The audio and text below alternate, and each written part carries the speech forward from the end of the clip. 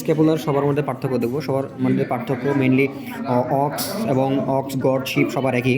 এরপরে হর্স এবং ডগ। তো অক্স এবং গটের ক্ষেত্রে যদি দেখি, এটার কি স্পাইনাস যে প্রসেস আছে, এই স্পাইনাস প্রসেসটা সাধারণত কি যে স্পাইনাস প্রসেসটা সামনের দিকে গিয়ে গ্লেনয়েড ক্যাভিটির কাছে কিন্তু গিয়ে মিশে যায়নি, যেটা কিন্তু হর্সের ক্ষেত্রে গিয়ে স্পাইনাস প্রসেস গিয়ে গ্লেনয়েড ক্যাভিটি যাওয়ার আগে সামনের দিকে গিয়ে মিশে গেছে।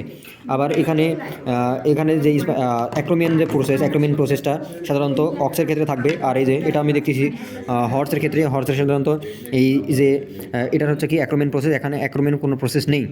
অন্যদিকে যদি দেখি যে সাবস্ক্যাপুলার ফোসা হর্সের ক্ষেত্রে আমি দেখতে পাচ্ছি ডিপ, এই যে এরকমভাবে দেখলে আমি বুঝতে পারছি এটা ডিপ, কিন্তু কার তুলনায় অক্সের তুলনায় হর্সে ডিপ থাকে সাবস্ক্যাপুলার ফোসা। আর আরেকটা হচ্ছে টিউবার স্ক্যাপুলি সাধারণত অনেক বড় থাকে। কার এই যে টিউবার স্ক্যাপুলি দেখা যাচ্ছে অনেক বড়, এটা হর্সের টিউবার স্ক্যাপুলি অনেক বড়। আবার অক্সের ক্ষেত্রে টিউবার স্ক্যাপুলি একটু ন্যারোয়ার পোর্শন, আর কার তুলনায় হর্সের তুলনায়। এবং সাধারণত আমি যদি ডগের ক্ষেত্রে দেখি, ডগের পার্থক্য করবো কীভাবে, ডগের যে এটা হচ্ছে স্পাইনাস প্রসেস একদম মনে হচ্ছে মিডিল দিয়ে চলে গেছে।